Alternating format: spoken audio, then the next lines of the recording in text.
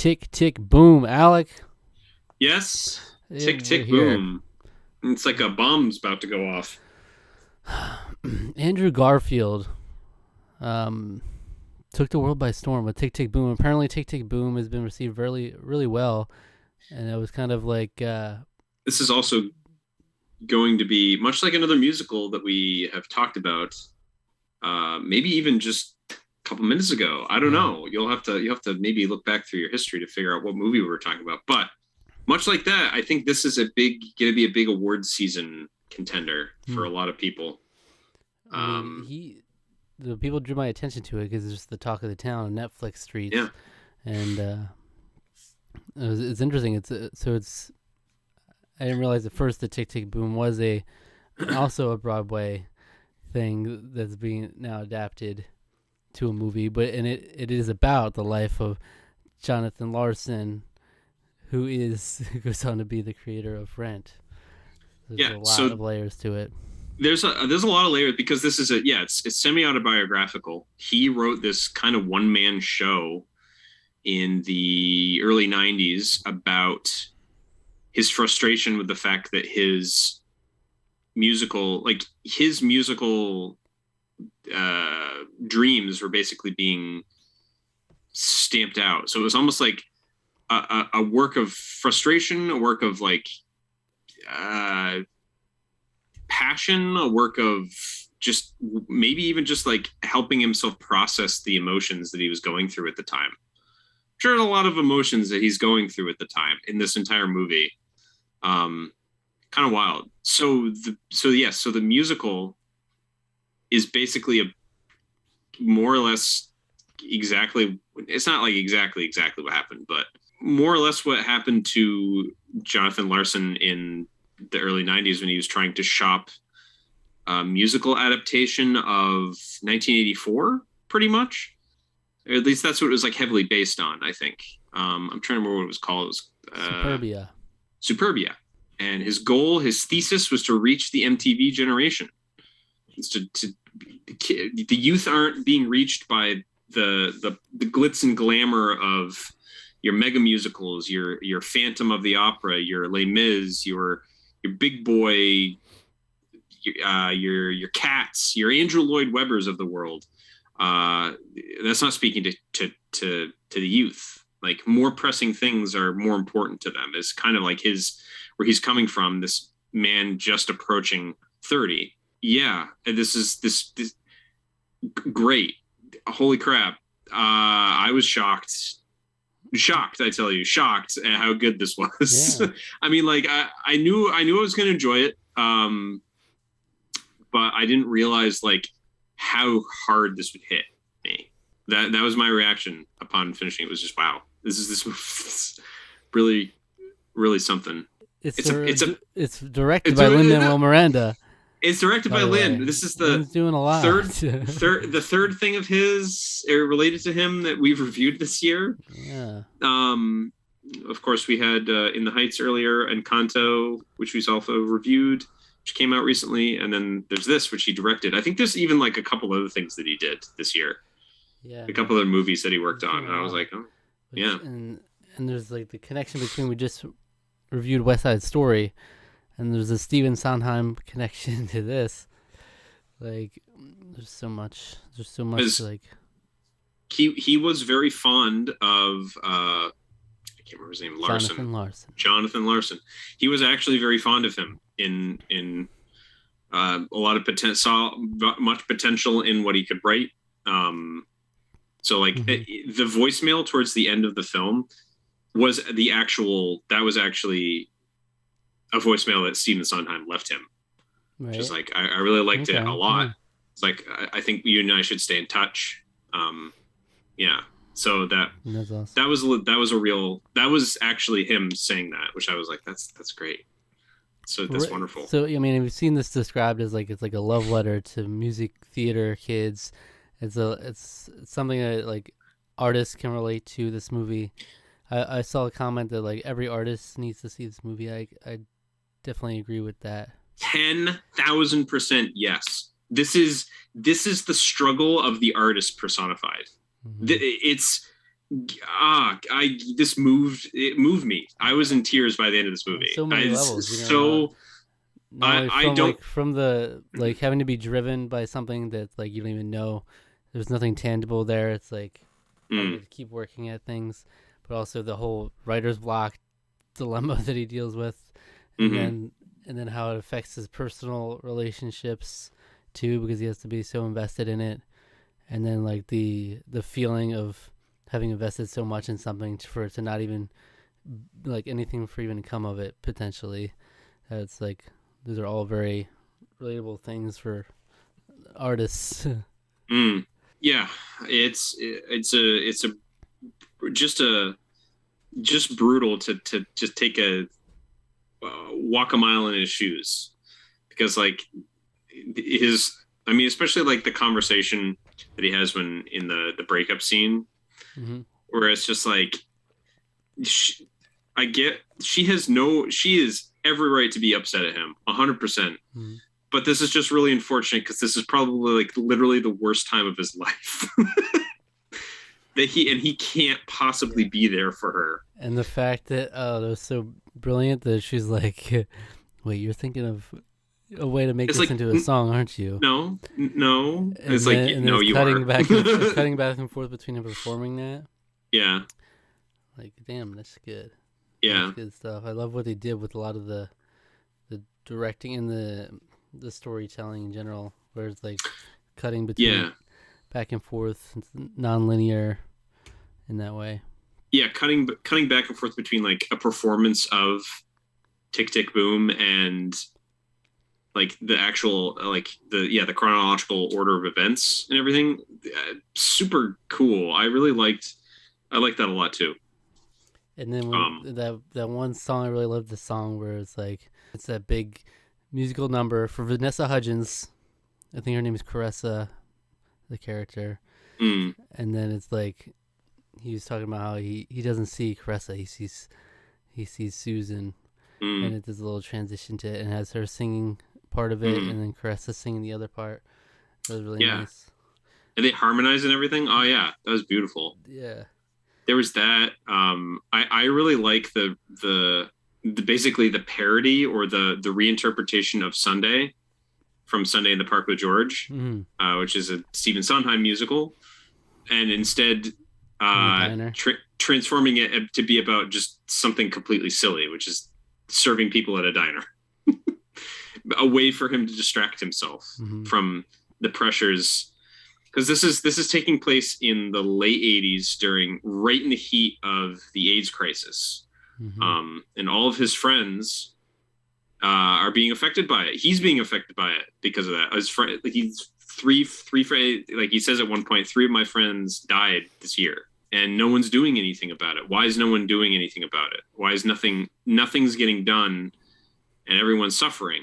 And like, so it's like dealing with just that weight on him, because it's the empathy and the sympathy he feels for all of his friends, on top of his relationship woes, on top of his artistic woes, on top of his career problems. It's like everything And piling then up. obviously the whole talking about how he's like reaching 30 and like Yeah, the whole struggle with that too. It's yeah, like these artists or these people have accomplished this much already at like the age 27. He was already yeah.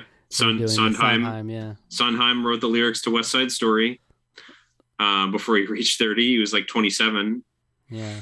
And so Um, like that's another artist thing to do is like just like this is where I'm at and like mm, I should be further ahead than where I'm at. So I'm like falling behind. mm, And people are like, no, you're still young, but in your position, it's like, no, I'm not. It's like I'm running out of time here. mm. Yeah, and working on the same thing for eight Yeah, years. that's draining. So, yeah. And especially if it's like the emotion and when he was just like expressing his frustrations when he was talking to Michael, his friend Michael, Mm, about that, how he felt like he was running out of time. Like that felt so real. And then, but mm. then to see the flip side of that when Michael talked about being HIV positive, that was really cool. Oh That was yeah, that really was good. brutal. That scene was great. He's like, and he's like, no, you're not running out of time. not like I am, kind of Mm-hmm. like that is he flipped around. And yeah, yeah, the movie just it does such a great job of putting you in his shoes and really exploring the mind of an artist. You know, it's like I often joke with people about like it's like, oh, like the artistic types are always very like very emotional and very I joke because I've known many an artist in my life, and they're very self-critical, very prone to heavy emotions. This is obviously generalizing, but this is my experience, and and so I often will joke at their expense, but I think I think there's something just so my artistic pursuits, of which I don't consider myself in this archetype, Mm-hmm. but of the areas of my life where I do have artistic sort of my love of the arts. That is where I felt like at my core, it's like I understand this to just I don't know if it's just from my own sympathy, or if it's my own, I guess, where the areas of my life where I was a musician. I think part of that the perfectionism. I was always very critical of myself. I knew I could sing well. I knew I wasn't as good as other people, and I always wanted to be better. But I also knew that it was not my career path. So there was an underlying frustration there, and still, I guess, is to a certain degree is a frustration. But having that, I guess, that level of understanding allows me to sort of sympathize with that perspective, and it was great. it Brilliant. was really Brilliant. There's a great. lot of brilliant stuff in it, and I Um, think Andrew Garfield does a great job. he's He's amazing. really like I didn't realize how well he could sing. I didn't realize he could sing. great singer, but also My like he gosh. captures that role really well. Like for some reason, I haven't seen Andrew Garfield much, but I expect a certain thing from him, but this is Hmm. like very different. Like it didn't feel like I was watching Andrew Garfield. He was really very like quirky. He captured the quirks really well, and like the Yeah, it felt very outside the box for him. yeah. And maybe it's not. I don't know. I guess I haven't seen that much with him in it, but I thought he was excellent. He was great Yeah, like he in this was film. like so really good like at expressing that kind of wacky personality. Especially early on. I feel like especially early on in the movie, he had some really wacky stuff he was doing, like over the top, and he's like talking about we're gonna hunt acorns and gather squirrels and stuff. Oh yeah, It's just getting really weird with it. it's just getting weird. But Yeah. I'm like, yeah, I'm down for this. And just breaking down to the bo bo bo bo. What is that song? Bo bo bo bo bo bo bo. When they're Oh just yeah. yeah. Um, I really liked the scene. Another thing that I really liked was the scene where it was like his early workshops of his musical Superbia, and he was having like all the, I guess everyone in the room were all like Broadway composers and stuff. They're all or critics as well as like Broadway composers, and I love like the sycophantic guy who's just like, I thought these are the problems with it, and then Stephen Sondheim speaks up. He's Yes. like, actually, I completely and fundamentally disagree. I absolutely loved this concept. She's like, well, that's what I was getting to, and I was like, I was like, Yeah. this is so true. I knew people that like it Yeah. wasn't quite to like obviously Sondheim is a much higher level, but I knew people that would like say shit like that, and then they would be like someone who's they looked up to would be like, actually, I totally disagree, and they're like, oh yeah, no, yeah, they're right, yeah, I was getting to that. It was like Shameless. it's just completely shameless. He's like Uh, the sucking up. plot is good, but the music's not that good. And Sondheim's like, actually, I thought the music was quite swell. Was And yeah, it then was. he's like, oh, I forget what he said after that. Yeah, it's It's always and then yeah, even it's like Well, she in the middle of the second act, she needs to have this number because this is the change of the musical. Yeah. This is like where the tone changes.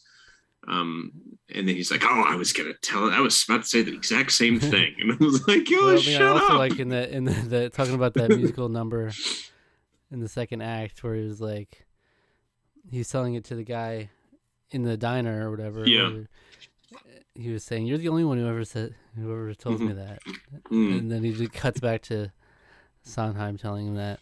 Yeah. Well, Yeah, that the was flash- one person. There was flashback- a couple other people. Flashback within a flashback. I think the playing with the nonlinear sort of jumping back and forth, it did it in a way that was still very comprehensible. I thought. Well in the beginning. I was like, I don't know how I feel about this. It was a little tough in the beginning, but once you get into the rhythm of it, you sort of figured out what was going on, I guess. So yeah. But yeah, I just loved so much of like the different things he went through. Even there's like tiny little bits of dialogue that are really clever too, where he's just little moments where he's like, when he shows up to when he's supposed to be presenting his whole Superbia thing, and he's like, Vanessa Hudgens' character comes in, he's like, no one's here, and she's like, well, it's not even 9, and the show starts at 10. It's like, yeah, I was like, oh wow. I'm not that person. I'm late to everything, so yeah. I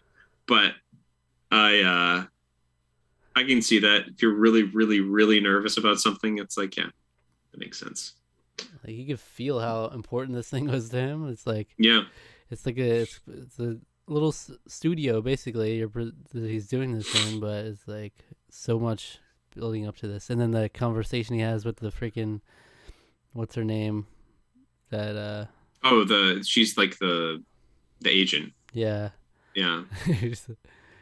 Or just like, a lot of them are saying, what will he do next? And he's like, excuse me? What?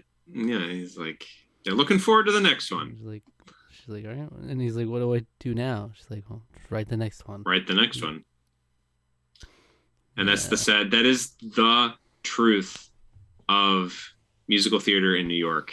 It is a tough world. It is brutal. And that was the thing. I mean, it's still kind of, I'm sure it's still to a degree the case now, but I mean, that was the thing where it was like, you had to have this mega hit, you had to have sort of like this, you couldn't do anything artistic or experimental, I guess, unless you were Stephen Sondheim, because you're an established name.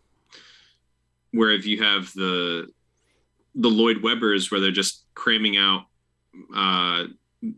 the easiest and most marketable, same sounding crap over and over again. And nothing against Andrew Lloyd Webber, because I love Phantom of the Opera, and Cats has really nice music, even though it's a very weird show. Very weird. I mean, who thinks to be like, yeah, let's stage a musical based on the poems of T.S. Eliot? It's like, okay. It's interesting choice, but weird flex, but okay. And if you had something like that, where it's just like, yeah, you look at it from their point of view, it makes sense. Like, why are we going to take a chance on this? This would be way too expensive to stage. All the electronica, all of the like special effects that you're asking for, or that you would need in order to stage it properly, way too much. We're not going to take that risk. We know what works in Broadway. It's going to go over people's heads. Yeah. This is basically about robots. This is what it is. Yeah. That's what they say. It's like, but he was right. He was right. He needed synth and drums. He did need synth and drums for that song. Yeah. For that song to work at all. It was like, oh, okay, this is very robot-y. I get it. I love seeing stuff like this though, where it's like they incorporate music from the show that was never made into this semi-autobiographical, self-made, it's good one-man show. And yeah, it's great music. I think it's one of those things. What could have been if but. It's also sort of like there's a movie that I really like a lot, it's a documentary called The Sweatbox. Mm-hmm. And it's about the making of The Kingdom of the Sun, which is a Disney film that was never made because it turned into The Emperor's New Groove. Mm-hmm. And it's just a fascinating documentary about the differences between artists who have these great ambitions and the studio executives who are forced at times to tell them no. So on the one hand, with that in the tension, I can kind of understand not wanting to take a huge risk. But at the same time, this guy posthumously changed musical theater. Rent like completely transformed. I don't even really like Rent all that much, to be perfectly honest with you. I don't think I don't like it. I'll just say that. I think the music is good. I don't know if Rent has aged particularly well. But I've never much cared for Rent. But you cannot deny the fact that Rent changed musical theater. He had a vision. He stuck to it. And it blew up. I mean, it swept the Tonys basically. Whether or not some of that was because he died the night before its off-Broadway premiere, who's to say? But I never knew that too. That's crazy. Isn't that weird? I never knew that either. I actually never knew that before this. That is really sad, huh? That's horribly sad because I feel like I think he kind of knew that this would work, that it would maybe not be as big as he was expecting, but I think he knew that he had a hit on his hands here. That's it's kind of the beauty of this story too, is that it's not the story of Jonathan Larson's success. It's like the story of a failure, basically, that he all this time invested into. Like, you would think it's the creator of Rent, so it's going to be about like leading up to that, but it's really just all about this thing no one's ever heard of, Superbia, because it never came to be.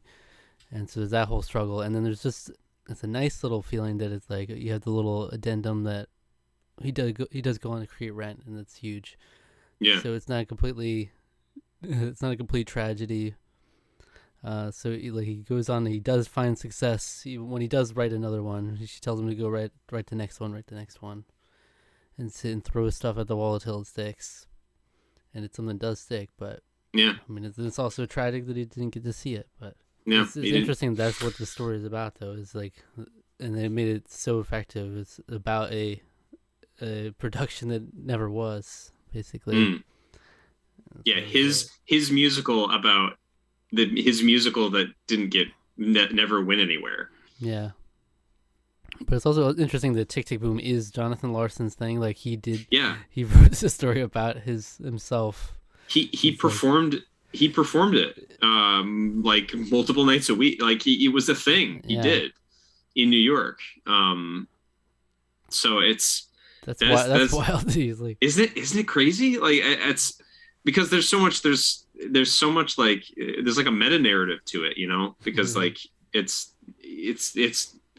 cool. It's very cool. The fact that he did write a interesting, I don't even know if it was like a successful musical. I do know that it was retooled later to make it, instead of just a one-man show, I think they expanded the roles of the other characters, which I think is more what this is based on. Instead of like specifically the one-man show, this has the kind of the additional like parts of the different characters, the different people in his life. Also interesting that they did have Lin-Manuel Miranda got some of his people in here. Yes, cameos. So the Sunday number chock full. Yeah, I didn't even catch all of them. Yeah. I think I saw Chris Jackson and I saw Bernadette Peters, but I missed like all the others. I didn't realize who I was seeing. Philippa, yeah, the Hamilton people. So Philippa Sue and she played Angelica. Yeah. Angelica and Eliza were hanging out together, you know. They're hanging out in a diner. So Angelica and Eliza walk into a diner. Yeah, so there was a lot. He just shoved all his people in that diner. Chris Jackson's in there, I guess, too. I didn't know that. Oh no, he wasn't there. I think he was attending. He was attending the production of. I think he was one of the guests who was attending Superbia in the recital hall. Do you think that's gonna be Lin-Manuel Miranda's thing? Is he gonna get Chris Jackson in everything Chris he makes? Jackson, he better. I mean, like, yeah, I would do that if I could. Yeah, it's like the Stanley. His Stanley is just it's Chris Jackson. Lin-Manuel Miranda didn't get in there. I thought that would be his thing. Get himself in there. I mean, he was in this movie. He was one of the people at the diner. He was working in the kitchen. I don't know how. It was a very brief. He did speak a line too. Really? When? What yeah, he was here. Yeah, I don't even remember. He was like calling out an order or something. Damn. Yeah, he was in the diner. It was that scene too. It was like right before it. It's like while he's sort of like processing all the stuff going on.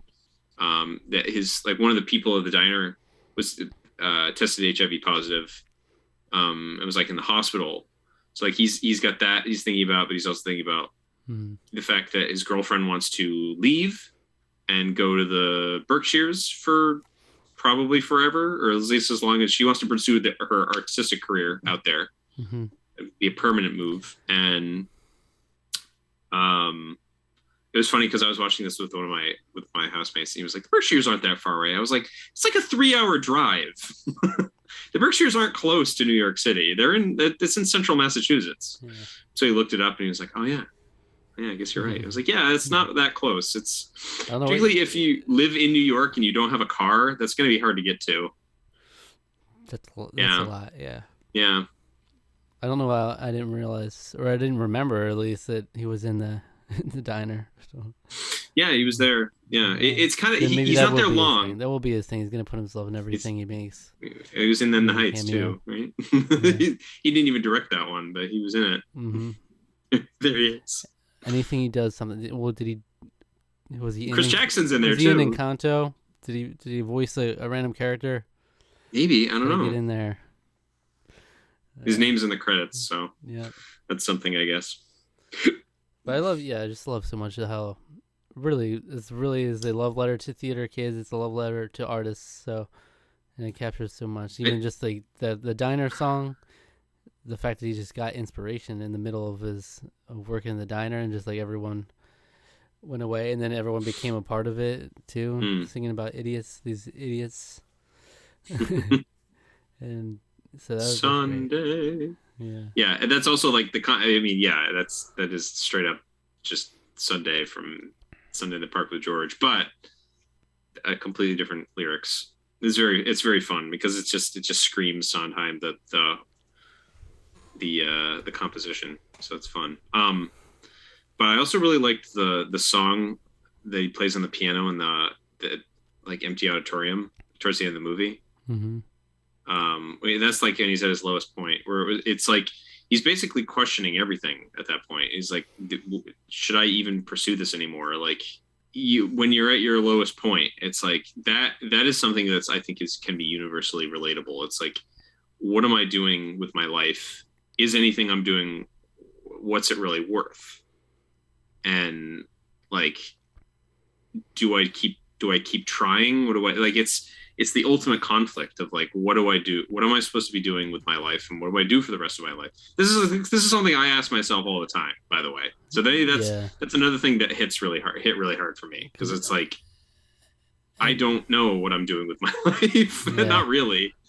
Yeah, exactly. Yeah. So but after you thought, you basically realized that the thing he put years into, it's gonna come to nothing. He was like, "Okay, I'm done." He's like, "I want what you want. What you have, Michael." He goes to Michael, he's like, "Give me a job." I want it all.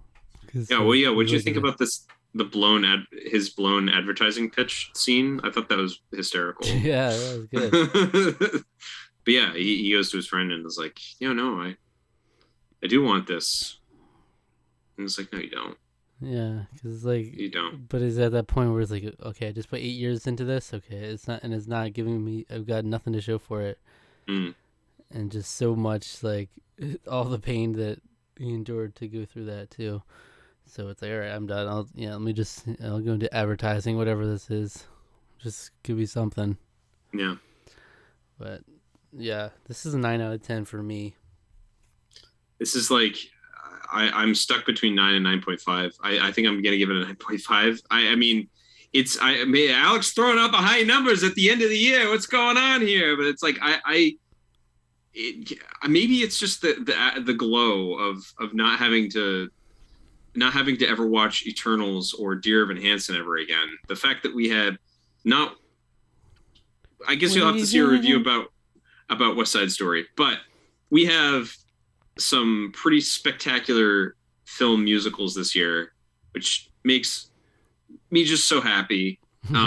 Everyone should watch this film. If you're an artist, you know an artist, the struggles of being it's a person like living, having emotions. I mean, this has universal. I think it has universal appeal. I think especially if you are a Broadway person, if you are a musical theater person, you're gonna get everything out of this movie. Yeah, if you're anyone who has to like go through this any of these kind of grueling processes, like whether it be writing, auditioning, like it's like, ugh, that's rough. I would be interested to see like someone like a super businessy person, or like watch like what their take on this would be, if they'd get as much out of it. I don't know. It's like, I get it. My pitch failed. Every pitch I do fails. It's like you spend months working up this thing, and your pitch goes nowhere. Something like that. You could. I don't know. That's my. I don't know what the pitch is for. I resonated with that pitch scene. I don't really know what this business is that I'm talking about, but I'm a businessman, see, and my pitch goes nowhere. I really related to Tick Tick Boom. So yeah, so you said 9.5. Yeah. 9.25 out of 10 is Tarqaron score. Oh, good stuff. Andrew Garfield. Yeah. I did not expect Andrew Garfield. Turn. And I knew, like, going into this, I knew Andrew Garfield was in it. I knew Vanessa Hudgens was in it. But Vanessa Hudgens basically didn't have an acting role, really. She was there. She just sang parts. She's just there being cute because she's a beautiful woman. She is. She is, but I don't know. I have to listen through these again, but the standout for me for some reason was the scene where it flipped between Caressa and Susan singing that. Yeah, I would agree. So I would say that the music in this is not like it's great. I will say I don't remember many of the tunes in it. Maybe that's just because I also saw West Side Story recently, and those tunes are like earworms. So those are like in my head. But to me, you can't really pick one song from it and just listen to that. Like, you really have to take the whole musical like as a whole. It really is. It kind of feels really organic. It really does sort of narratively flow extremely well. It's just because it's a one act thing basically. So yeah, give it a watch. Absolutely. Stream it. Go watch it on Netflix today. Absolutely. Yeah. Absolutely. What a pleasant surprise. It was nice. I didn't even realize this was a thing until you mentioned it. You were like, yeah, Lin-Manuel Miranda directed it. I was like, what? Also, he's very talented at that. I think we both said it was directed quite well. There was some. Lin's out here doing stuff, huh? He's just doing stuff. It's like after Hamilton blew up, he's just keeping his hands and everything. Yeah. Yeah, you might as well. The guy who played Sondheim in this was great. Also, I've seen him in other stuff. I can't remember his name, the actor, but he was great. Mm-hmm. All right. Well, thanks for watching. That's it. Yeah, that's it.